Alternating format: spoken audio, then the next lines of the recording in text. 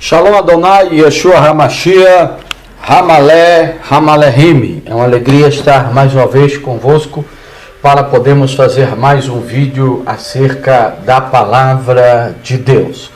Hoje com o seguinte tema: a virgindade de Maria é real? Em Romanos capítulo 1, versículo 3, nós lemos acerca de seu Filho Jesus Cristo, nosso Senhor, descendente de Davi, quanto à carne. Tá? No grego nós lemos assim: Peritu huiu aututu genomenon ek espermatos David katasarka. Quando o pastor Gerson, uns tempos atrás, fez um vídeo e eu fui bem explícito nesse vídeo, muitas pessoas se escandalizaram quando eu disse que Jesus, para ser o Messias, ele teria que vir do esperma, ou seja, da semente, tá, de José. Senão, ele não seria segundo a carne, segundo um homem físico normal, da descendência de Davi, para que ele fosse o Mashiach. Muitas pessoas se escandalizaram e essa foi uma das pontes de acesso que me fez me desligar do sistema religioso. Porque tem pessoas que pensam que são mais santos do que as próprias escrituras, são mais santos do que a Bíblia que carregam debaixo do seu braço. Porque aqui nós vemos que em grego a palavra é espermatos. Isso quer dizer semente, isso quer dizer descendência. A descendência se passa pela copulação, ou seja, pela relação sexual entre um homem e uma mulher, e através disso o seu sêmen ele vai passar a sua descendência para frente. Mas as pessoas não querem acreditar no que é real, no que é verdadeiro. Eles preferem acreditar em mitologias. Por isso eu me desliguei do sistema religioso para poder pregar a vocês a verdade dentro dos contextos. Nós temos também ainda uma palavra, querido, que está em hebraico, que nós vamos ler também, de Romanos, capítulo 1, verso 3, que diz acerca do seu filho que nasceu, ele, da semente, ou descendência de Davi, segundo a carne. Aldevar benor asher misera David lefi rabassar. Isso significa zerá. Aqui, querido, tem o mesmo sentido de semente, de espermatos, que foi traduzido pelo grego. O grego também traduz espermatos dentro de um contexto de agricultura. E muitas vezes, para muitas pessoas, quando foi questionado dentro do antigo sistema, eles vieram com a seguinte resposta: que eu deveria, em primeiro lugar, interpretar esse versículo espiritualmente. A Bíblia já é espiritual, não precisa de interpretá-la espiritualmente. Ela se interpreta por si só. E segundo, colocaram que esta semente também é usada no contexto agrícola, né? Lá no contexto de semear da carne e semear do espírito, lá no apóstolo Paulo, capítulo de número 5 de Gálatas, versículo 17 em diante. Mas lá está num contexto de uma figura de linguagem de agricultura. Aqui o contexto é descendência. Aqui está falando que Jesus seria da descendência de Davi e segundo a carne, segundo a palavra sarca, que quer dizer carne em grego, tá? Que significa um ser humano físico e não, querido, o imaginário, né? o mitológico, o transvestido, né?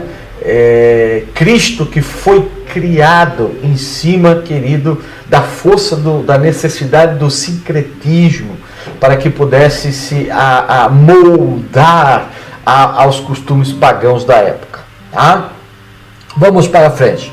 Na profecia de Isaías, quando nós fizemos uma análise sobre a virgindade de Maria, caso ela era, tem que partir da narrativa segundo escreveu Isaías 7,14, pois é daqui que sai a referência da construção mitológica, da construção fantasiosa de Mateus capítulo 1, verso 23, e também da suposta a colocação do médico Lucas 1:27. Ou seja, não pode interpretar e acreditar nos registros de Mateus e Lucas sem antes, querido, nós entendemos que o relato e as narrativas de Isaías 7:14, ela possui um contexto.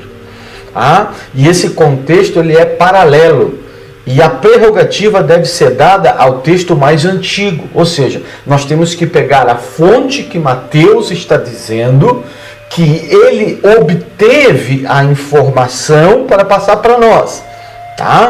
No caso, a narrativa de Isaías, e não a de Mateus e Lucas, como ambos, Mateus e Lucas, fazem menção em suas narrativas de Isaías 7:14, então deve haver uma interpretação a partir de Isaías capítulo 7 e o verso de número 14. Vamos ver ainda o que diz Isaías 7:14. Vamos ler primeiro numa tradução hebraica. Lahem iten Adonai hu lahem ot hine ha'alma hara vayoledet ben vekarat shemor Emanuel. Tradução: portanto, ele dará, o Senhor, ele para vós sinal.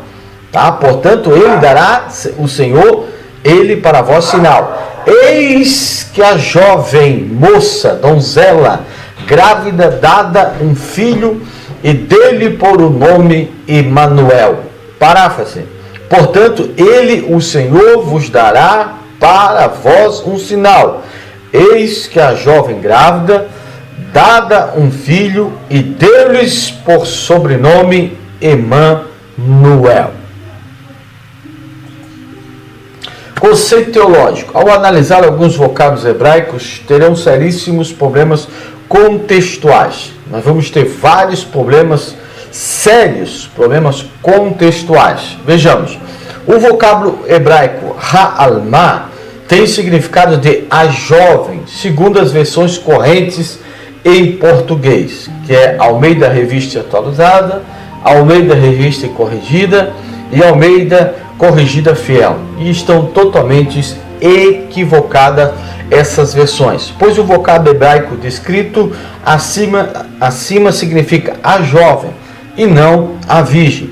Como o artigo, isso demonstra uma realidade, uma pessoa existente na época do profeta, e não necessariamente uma virgem, ou seja, esse vocábulo é atestado em outras passagens, o qual não conota virgindade, por mais que as traduções esteja a palavra virgem. Vejamos.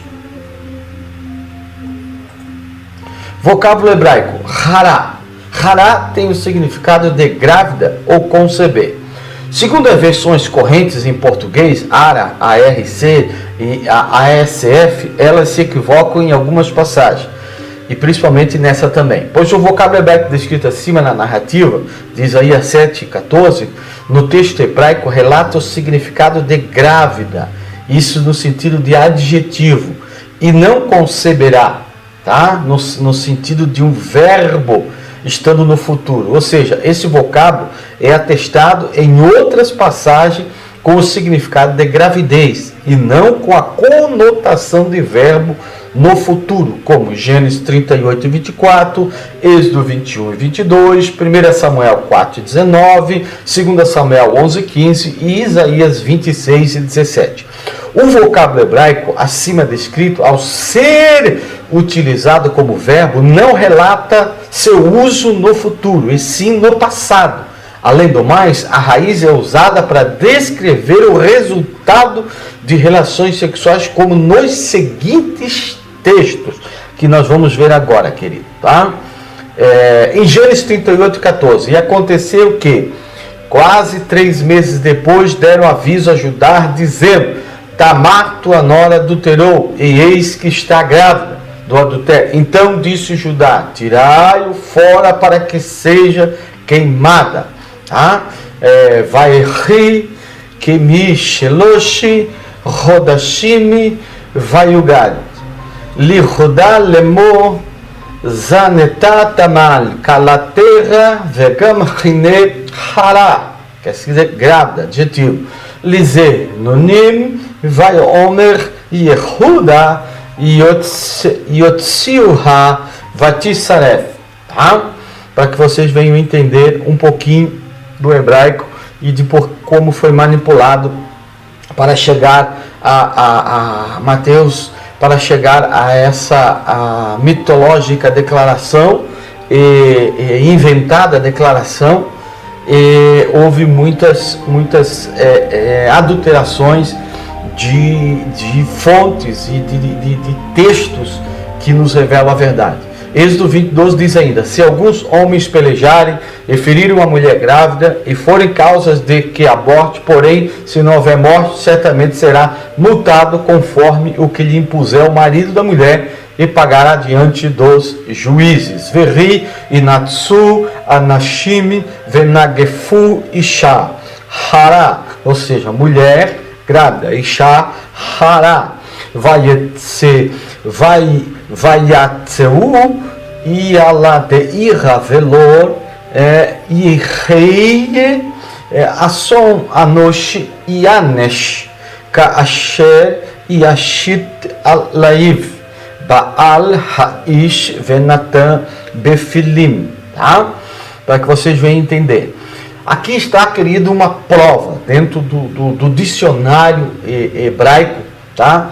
Que quebram todas as falsas interpretações e crimes contra a verdade, crimes contra a verdadeira exegese, a verdadeira hermenêutica, e contra toda a homilética, que é adulterina, que é enganadora, que é manipuladora, tá? Porque homilia se tem muito, agora exegese correta se tem pouco, tá?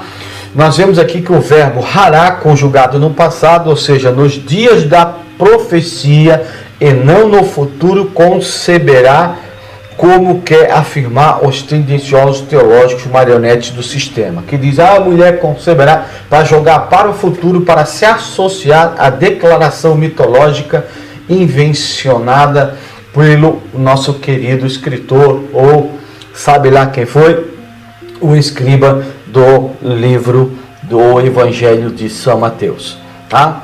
Segundo as versões correntes em português, a ARA, a ARC e a ACF, elas estão totalmente equivocadas em relatar o significado de dará, pois o vocábulo hebraico descrito acima na narrativa de Isaías 7,14, no texto hebraico relata o significado do verbo no particípio e não no futuro.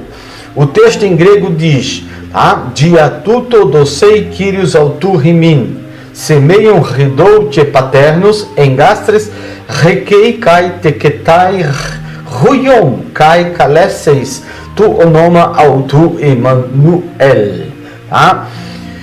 Tradução: por isso ele dará ao Senhor e ele vos dará um sinal. Eis que a virgem que está grávida, não que ficará grávida, ela nascerá um filho, e esse filho será chamado Deus conosco, e não, querido, será um nome, mas será Deus conosco, tá? Por isso que no hebraico a palavra Emanuel é separada. Por quê? Porque está significando que Deus estaria com Acasia e também com o povo de Israel contra os seus inimigos que estão dentro do contexto. Paráfrase: por isso ele, o Senhor, ele vos dará o sinal.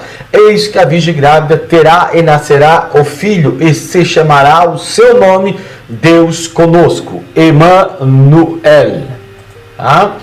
Vamos para a crítica textual. Segundo o aparato crítico da Bíblia Hebraica Estudo Gartências, há informações de que a Septuaginta relatou em sua obra o vocábulo grego repaternos, ao qual tem o seguinte significado: virgem. Entretanto, Símaco e Teodósio, em suas obras, existe o vocábulo grego neanias. Por quê? Porque paterno é virgem em grego. Só que foi um erro de tradução, porque alma em hebraico não significa virgem, significa uma moça que estava grávida, que era uma das esposas do rei Acaz. e qual ficou grávida e deu um filho a ele, que se chamou Ezequias. E Ezequias foi um dos reis que teve o seu nome, ou seja, títulos que eram títulos que seriam ao nível de Machia, porque muitos pensavam que Ezequias seria o Machia de Israel. Mas ele pisou na bola, então ele não se tornou o Machia de Israel. Mas levou os títulos: Deus forte, Conselheiro, Pai da Eternidade, Príncipe da Paz. Ele levou esses títulos, e não Jesus. Porque o contexto está falando de um personagem, de uma criança e de uma mulher grávida no contexto da época e nada para o futuro. Quem fez toda a interpretação errada foi o escritor de Mateus. E com isso criou pontes para a doutrina da virgindade de Maria, a mariolatria e assim por diante. Por quê? Por falta de ser sincero em suas colocações e em seus escritos, porque os seus escritos, sua caneta estava sob o poder do interesse secretista da época, tá?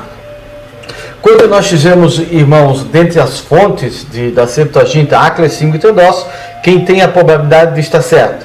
Qual o vocábulo correto para estar na narrativa? Virgem ou jovem? Com certeza jovem, porque existe no hebraico 32 passagens onde que a palavra virgem é betulá, inclusive em Isaías. E não é estranho, somente em 7:14, para se associar a Mateus, é que Alma se torna virgem. Se em toda a Bíblia hebraica nós vemos os escritores, sempre que vão se dirigir à palavra virgem, eles colocam betulá, inclusive o escritor de Isaías. Isso é o quê? Isso é, querido, muitas vezes tentativa de nos lograr através de interpretações adulterinas das verdades que estão registradas na Bíblia, que você carrega debaixo do braço, e que você precisa de um ícone para que abra sua mente e você entenda a verdade de Deus, tá bom? Já o trabalho na versão para grego de Áquila demonstra ser rigoroso e muito diferenciado da Septuaginta, pois sua versão é extremamente literal em comparação com todas as existentes de sua época, tanto que não obedece às regras gramaticais mais elementares da língua grega. Símaco, na sua versão, foi feita com base em um texto hebraico, mantendo fidelidade ao seu original, mas com boa composição em grego, sendo sua versão elegante, inteligível e a ausência de hebraísmo. Vamos ver mais uma crítica textual. Teodócio, segundo os estudiosos, sua versão foi apenas uma revisão da Septuaginta seguindo os textos hebraicos. Dentre as fontes da Septuaginta, Áquila e Símaco e Teodócio, a probabilidade de ser fiel são os trabalhos de Áquila, Símaco e Teodócio, por respeitarem sua fonte original, e também por Teodócio ter feito uma revisão da Septuaginta e ter utilizado para jovem e não a palavra virgem, ou seja, se entende que ao fazer a revisão, a palavra que estava era a jovem, ou seja, que estava realmente, quando ele fez a revisão dentro do hebraico, a palavra alma, a jovem, alma, a jovem, tá bom? Para que você que não entende um pouquinho possa entender e abrir sua mente.